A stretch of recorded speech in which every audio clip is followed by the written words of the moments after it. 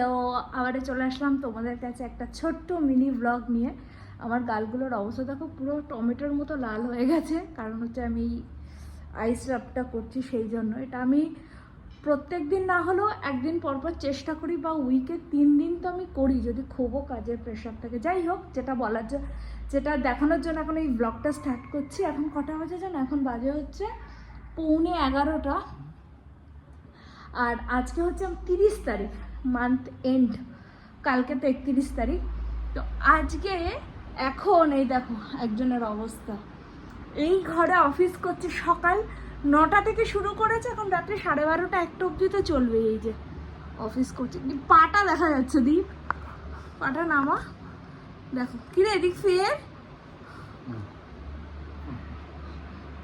অবস্থাটা দেখেছো? মানে মান্থ এন্ডে দীপের কাজের এতটাই প্রেশার থাকে যে আমার ওর সাথে কথা বলার মতন কোনো অবস্থা হয় না, কারণ ও এতটাই কাজের প্রেশারে থাকে। দেখো চলছে, মানে 12:30 1টা, 12:30 1টা অব্দি তো চলবে। 12টা বলছে, 12টা অব্দি চলবে, কিন্তু কল আসতে থাকে।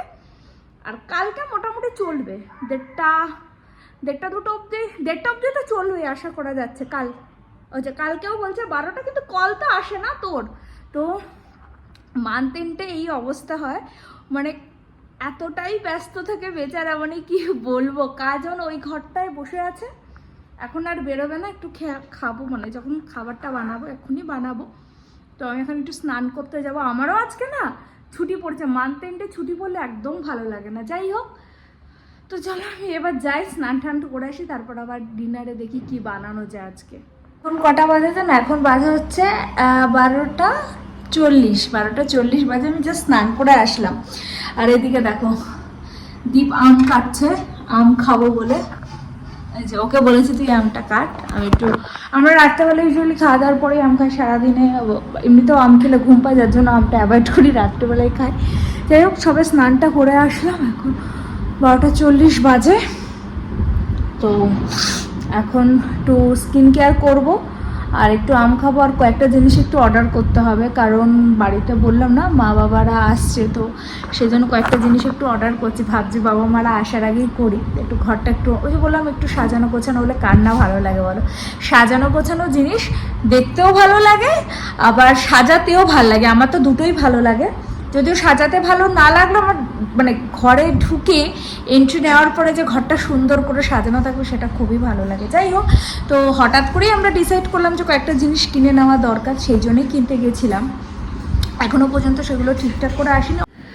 অলরেডি আমি টোনারটা মেখে ফেলেছি। এবার এই যে কসরক্সের যেই কী বলে, এই যে স্নেল যে প্রোডাক্টটা আছে, আমি এটাই ইউজ করি। অলরেডি আমি একটাই কিনেছিলাম, এটা প্রায় শেষের দিকে।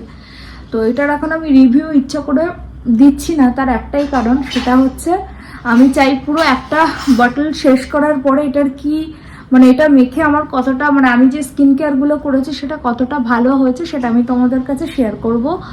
আশা করি তোমরা বুঝতে পারছো, এগুলো না হালকা হালকা দাগ, আর এটা কিন্তু আমার তেল, এটা দাগ না, বাট এইটা এগুলো দাগ। বাকি স্কিনটা বুঝতেই পারছো দেখে। তো দেখা যাক। এইটা ওই যে বললাম, এটা অ্যাকচুয়ালি কি জানো তো, আমার ছোটোবেলা থেকে না, মানে এটা আমার হয়েছে লাস্ট 1 বছরে। তো আশা করছি তাড়াতাড়ি এবার এটা কমে যাবে। তো এই প্রোডাক্টগুলো পুরো শেষ হলে তোমাদেরকে রিভিউটা দিতে পারবো যে জিনিসগুলো কেমন। এই যে আম কেটে নিয়ে এসছে, দেখি আমগুলো অ্যাকচুয়ালি এখানের আমগুলো না খুবই মিষ্টি, কিন্তু আমগুলো এই আজকে 3 রকম আম এনেছে, মানে 2টো করে এনেছে। আজকে কি আনলাম যেন, একটা যেন কি বললো, এটা হচ্ছে অন্ধ্রাম, কেন কত যেন বললো 30 যেন, S13 হচ্ছে একটা আমের নাম। কি অদ্ভুত, আমি কোনোদিন শুনিনি। যাই হোক, ভীষণ মিষ্টি, কিন্তু হিমসাগরের মতো না। এক একটা আম এক এক রকম টেস্ট, কিন্তু প্রত্যেকটা আম মিষ্টি। আমার সব থেকে বেশ ভালো লেগেছে হচ্ছে মল্লিকা।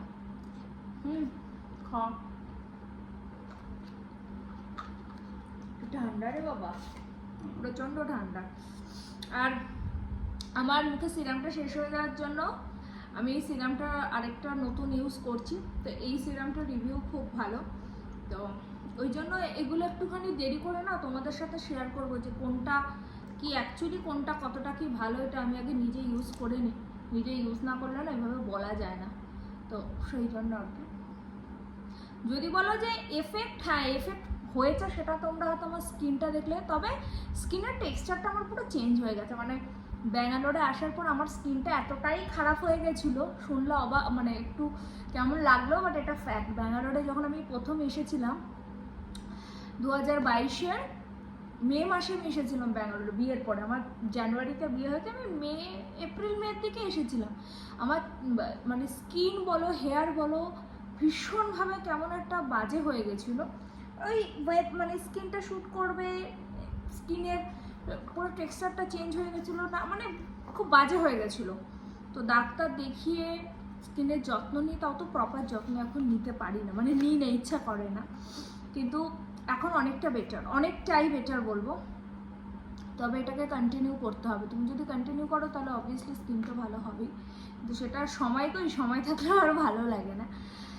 আর স্কিনের তো প্রবলেম চলছেই, আর কি বলবো, প্রবলেম প্রবলেম প্রবলেম। আর এই যে এর সাথে এখন কি কথা বলবো, আসলে ওর এতটাই কাজের প্রেশার না, তখন মানে সারাদিন একটা মানুষ কাজ করার পর দেখো সবারই রেস্ট নিতে ইচ্ছে করে, তাই না? আর আমার জীবনের একটা সব থেকে বড় সমস্যা হচ্ছে এখন এই আমার গ্রে হেয়ার হয়ে যাচ্ছে, ছোটো ছোটো বেবি হেয়ারগুলো গ্রে হয়ে যাচ্ছে। ওই যে আমার অ্যাক্সিডেন্টের পর এগুলো যখন হচ্ছে ওগুলো গ্রে হেয়ার হয়ে যাচ্ছে।